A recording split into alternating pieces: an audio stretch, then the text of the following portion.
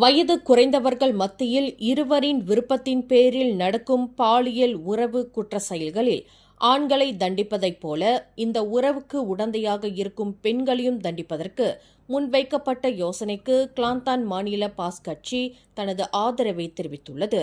இதுபோன்ற குற்ற செயல்களில் ஆண்களை மட்டும் தண்டிப்பதற்கு நடப்பு சட்டம் வகை செய்கிறது.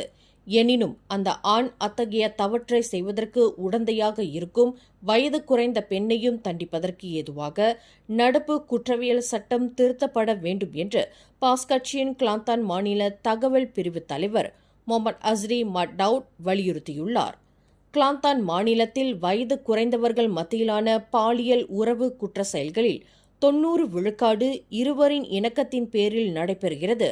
எனவே இதில் சம்பந்தப்பட்டுள்ள பெண்ணும் தண்டிக்கப்படுவதற்கு ஏதுவாக நடப்பு சட்டத்தில் திருத்தம் செய்வதற்கு கிளாந்தான் மாநில போலீஸ் தலைவர் முகமது யூசுப் மஹமட் முன்வைத்துள்ள பரிந்துரையை பாஸ் ஆதரிப்பதாக அவர் குறிப்பிட்டார். மேலும் செய்திகளை தெரிந்து கொள்ள கீழே இருக்கும் பெல் பட்டனை அழுத்துங்கள். உங்கள் மகிழ்ச்சியை வெளிப்படுத்த லைக் மற்றும் ஷேர் செய்யுங்கள். தொடர்ந்து திசைகளோடு இணைந்திருக்க சப்ஸ்கிரைப் செய்யுங்கள்.